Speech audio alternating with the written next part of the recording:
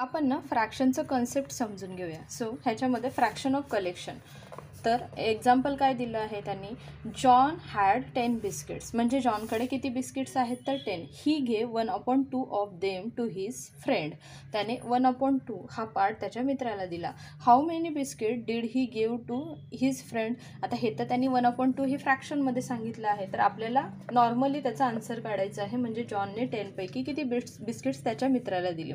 So काय करणार, 1/2 of 10 means 10 divided into 2 parts, म्हणजे आता ह्याच्यामध्ये काय करणार आपण, तर 2ने 10ला डिवाइड करणार आणि 1 पार्ट टेकन, आणि त्यातला तो पार्ट त्याला द्यायचा आहे. So 1/2 of 10 is equal to 10ला 2ने डिवाइड करायचं आहे, म्हणजे आपला आन्सर किती येणार आहे, 5. 5 2 जा 10. सो आन्सर काय येणार, John gave 5 biscuit to his friend, म्हणजे जॉनने किती बिस्किट्स दिली त्याच्या मित्राला, तर 5. सेकंड एक्झाम्पल काय दिलेलं आहे, what is a 3/4 of a dozen to find. आता सगळ्यात अगोदर आपल्याला डझन फाइंड आउट करायचं आहे. 3/4 ऑफ अ डझन, डझन म्हणजे किती तर 12, divided 12 into 4 equal parts and take a 3 parts, म्हणजे आपल्याला काय करायचं आहे, इथं डिवायडेशन करायला सांगितलं आहे. इथे आपल्याला किती दिले आहेत, 12 जे पण काय आहेत ते पीसेस आहेत, त्याला आपल्याला किती इक्वल पार्टमध्ये करायचं आहे. सो 4 इक्वल पार्ट आणि एकामध्ये किती तर 3 पार्ट्स ठेवायचे आहेत. सो आपण केलं इथे, each part is a 12 divided 4 is equal to 3, म्हणजे 3 4 जा 12. 3 पार्ट्स इज 3 3 जा 9. आन्सर काय येणार आहे आपला, 3/4 ऑफ 12 इज इक्वल टू 9, म्हणजे 12चा 3/4 हा पार्ट किती येणार आहे तर 9 येणार. कसं फाइंड आउट करणार आहात, to find the fraction of number divided the number by the denominator then multiply the question by the numerator. तर चला करूया आपण. 3/4 ऑफ अ डझन म्हणजे किती येणार, 3/4 ऑफ डझन म्हणजेच 12. मग आता 12ला 4ने डिवाइड करायचं आहे. सो किती येणार, 4 3 जा 12, ते किती आला, 2मधून 2 गेला 0, 1मधून 1 गेला 0.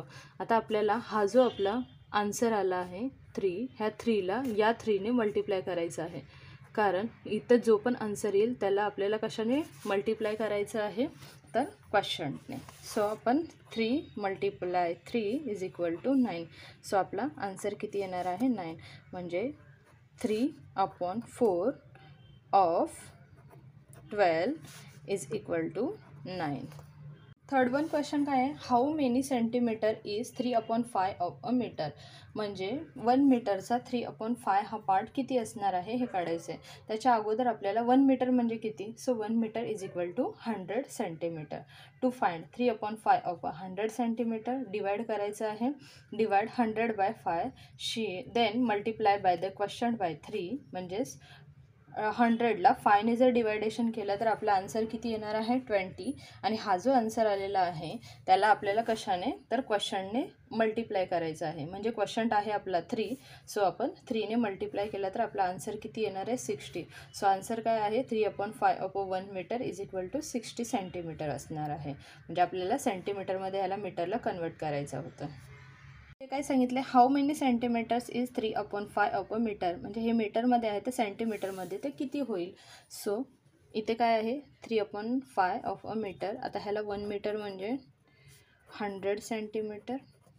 आता ह्याला फाइंड करायचं आहे, म्हणजे आपण काय करणार, 100ला 5ने डिवायडेशन करणार, म्हणजे 20 5 जा 100, इथे आला 0 0, हा किती आपला मिळाला 20, हा आहे क्वेश्चन. मग आता या क्वेश्चनला 3ने आपण काय करणार, म्हणजे इथे जो पण नंबर येणार ह्याला आपण इथे मल्टिप्लाय करतो.